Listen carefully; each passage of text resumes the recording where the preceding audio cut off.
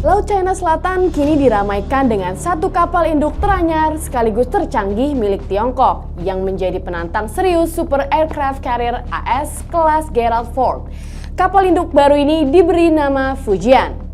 Yap, Fujian yang dirilis pada 17 Juni lalu itu menjadi kapal induk ketiga yang udah siap tempur dari proyeksi 6 kapal induk negeri tirai bambu itu hingga tahun 2035. Secara aset, hadirnya Fujian juga semakin menguatkan posisi Tiongkok sebagai negara paling kuat dari sisi angkatan laut. Eits, gak hanya dari segi Navy loh, militer Tiongkok yang berkembang secara signifikan secara keseluruhan juga disebut menjadi ancaman serius bagi AS. Mengacu pada data terbaru ini, terlihat jelas tuh ya kapabilitas militer Tiongkok. Mulai dari jumlah personilnya, kekuatan angkatan darat, udara, dan lautnya, sampai logistik dan aspek geografisnya.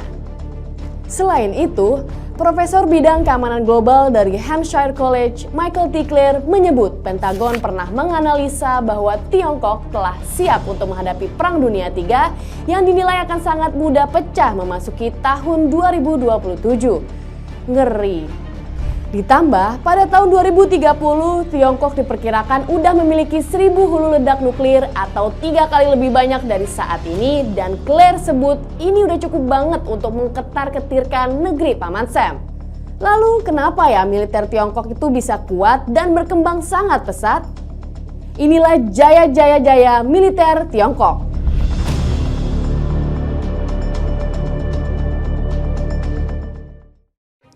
Yes, tidak hanya perkembangan ekonomi, peningkatan militer Tiongkok yang begitu pesat juga telah menyita perhatian dunia. Seolah berkembang tak terlihat di balik bayang-bayang negara barat, Tiongkok secara tiba-tiba bertransformasi menjadi negara dengan militer terkuat kedua di dunia saat ini. Dan paling tidak ada 3 alasan yang melandasinya. Pertama, pemerintah Tiongkok berhasil menerapkan strategi yang disebut Military Civil Fusion atau MCF, yakni sebuah reformasi yang bertujuan untuk menderegulasi industri pertahanan di Tiongkok dengan mendorong sektor swasta untuk berinvestasi dan memproduksi peralatan yang juga bisa dimanfaatkan oleh militer. Richard Bitzinger, seorang pengamat pertahanan dari Rajaratnam School of International Studies, menilai bahwa MCF di era Xi Jinping diterapkan secara lebih ambisius dan agresif daripada para pemimpin-pemimpin Tiongkok sebelumnya. Bahkan tetap digenjot saat pandemi COVID-19 melanda. Yang kedua, terkait eksploitasi perkembangan teknologi yang signifikan, John Bateman dalam US-China Technological Decoupling menilai bahwa kunci perkembangan militer Tiongkok adalah perkembangan teknologinya. Pemerintah Tiongkok mampu mengakselerasi riset yang dimiliki sejumlah perusahaan dan universitas untuk mengembangkan teknologi militer dengan memberikan stimulus dan perlindungan politik. Berdasarkan riset yang dilakukan Australian Strategy Policy Institute atau ASPI, Partai Komunis Tiongkok (PKT) memiliki sejumlah relasi dengan berbagai perusahaan Big Tech domestik. Ini kemudian mampu menjamin segala aktivitas lead bank bisa dilaraskan dengan kepentingan pertahanan negara. Dan yang ketiga adalah kemampuan meniru Tiongkok terkait teknologi militer negara-negara maju. Pengamat militer Chris Osborne menyebut bahwa kemampuan itu menjadi alasan kenapa teknologi angkatan bersenjata Tiongkok bisa begitu cepat berkembang. Bahkan mampu membuatnya dengan biaya lebih murah dan jumlah yang lebih banyak. Yap, Tiongkok berhasil bertransformasi dari copy the master menjadi sang master. Sabi sih. Dan satu lagi sih yang gak boleh ketinggalan dan gak bisa bohong.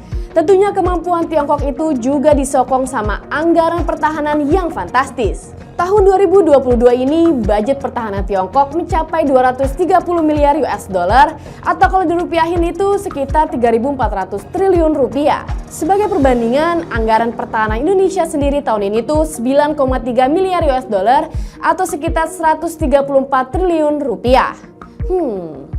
Menurut Sipri, Tiongkok juga jadi negara dengan peningkatan anggaran pertahanan paling konsisten di dunia, yakni sebanyak 27 tahun berturut-turut. Pantesan. Gak cuma itu, ada faktor eksternal lain yang dinilai berkontribusi bagi terus melesatnya kekuatan militer Tiongkok, yakni kegagalan AS.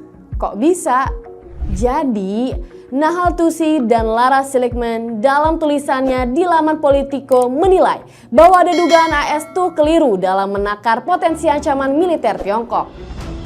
Menurut salah satu sumber anonim dalam pemerintahan Biden, saat ini sedang ada review masif soal data intelijen AS, terutama tentang kapabilitas militer Tiongkok yang sebenarnya. Selain karena aspek kerahasiaan dan manipulasi Tiongkok dalam menutup-nutupi perkembangan militernya, review itu dilakukan akibat fokus spionase AS lebih condong pada potensi eskalasi konflik di Eropa, terutama terkait Rusia. Di sisi lain, Xi Jinping juga cerdik dalam membersihkan spionase asing yang menyasar militernya. Disebutkan bahwa sejak 2010, pemerintah Tiongkok secara sistematis telah membunuh atau memenjarakan banyak mata-mata CIA dan berhasil melumpuhkan jejaring intelijen asing lain di negaranya.